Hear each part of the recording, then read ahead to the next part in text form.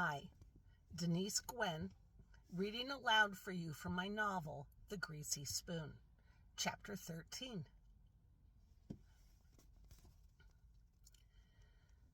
Nick edges himself onto his left elbow and stretches up to gaze over the hay bales and sees a dark lump. Ed? The lump stirs. Ed's still with me, but is he dying? Ed?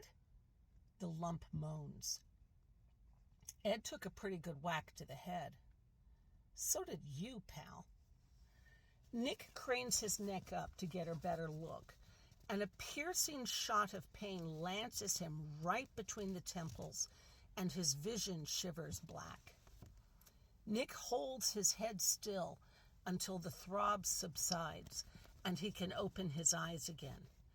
To the left, and out of the corner of his eye, he notices movement.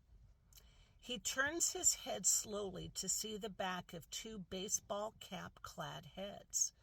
Two men, one at the wheel, one sitting shotgun. There are only two farmers? Where are the others? A second engine guns, and when he looks over the truck gate, the headlights of a second pickup truck shine in his face. Ah, well now, that makes sense, doesn't it? Okay, so that explains that. Boy, oh boy, Nicky, nothing gets past you, does it? Nope, I'm a smart cookie. If I'm so smart, then what the fuck am I doing in the back of a pickup truck, huh? Focus, he mutters to himself. Focus. He runs through his options. He peers over the ledge and studies the road. The yellow center line flies past him, and he wishes they'd put him on Ed's side of the truck, which runs along the shoulder. He could have thrown himself out of the truck and over the wheel well. But on this side of the road, he might end up rolling straight into the path of a semi-thundering past in the opposite direction and turn into a blood pancake. If only he could throw himself from the truck and roll across the road without getting flattened by a car or truck, he might land in a ditch or some deep grass where they wouldn't find him, if they even happened to notice and stop the truck. But he's pretty sure they'll search for him until they find him.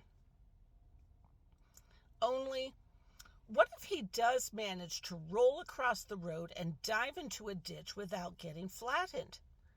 He could run or hitchhike back into town and call for help. Do you have your cell phone on you, Nick?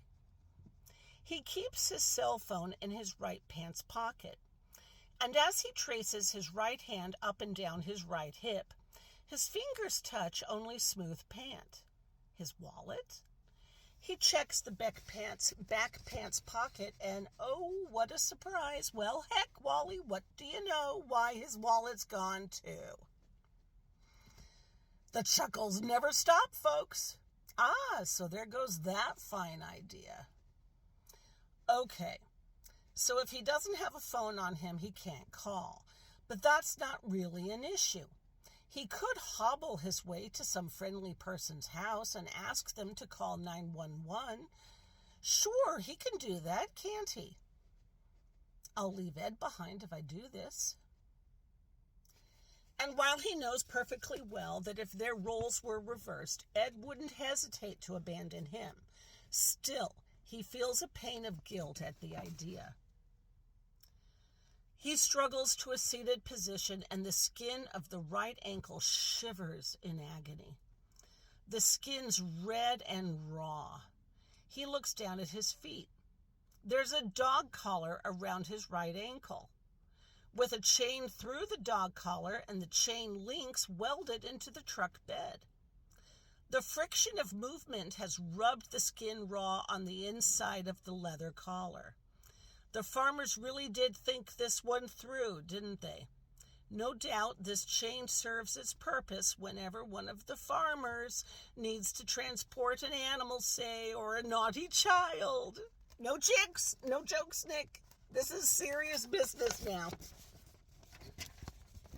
The lump on the other side of the hay bale stirs, then a pair of glazed-over eyes peers out through a curtain of matted hair and blood and green snot.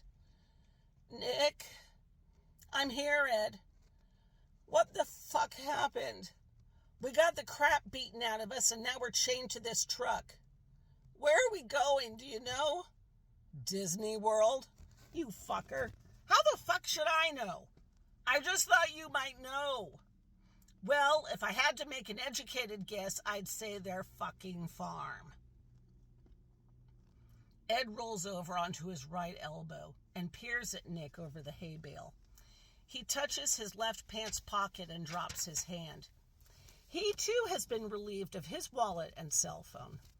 He rolls over onto his back and shifts slightly and lifts up his right hip and reaches into his back pants pocket and pulls out his keys. Look, Nick, they left my keys. That was nice of them. I expect they forgot. Yes, I expect that as well. He pushes the keys into the back pocket and screams with frustration and punches the ledge. These fucking assholes. Yep. What are we going to do? I don't know. Still thinking on it. Ed lifts himself up by the elbows and gazes blearily at Nick. Are we going to die? Not sure.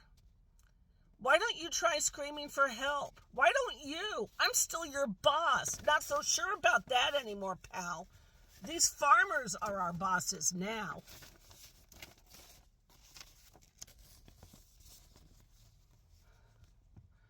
Ed struggles to sit up, leans his back against the cab wall, looks around him and sees the same thing Nick does. Smooth, rolling acres of farmland undulating across the countryside for miles in both directions. This is farm country, as isolated and as remote as the moon. We're fucked, Ed says in a voice of wonder. Yes, I do believe we are, Ed. And Nick starts laughing.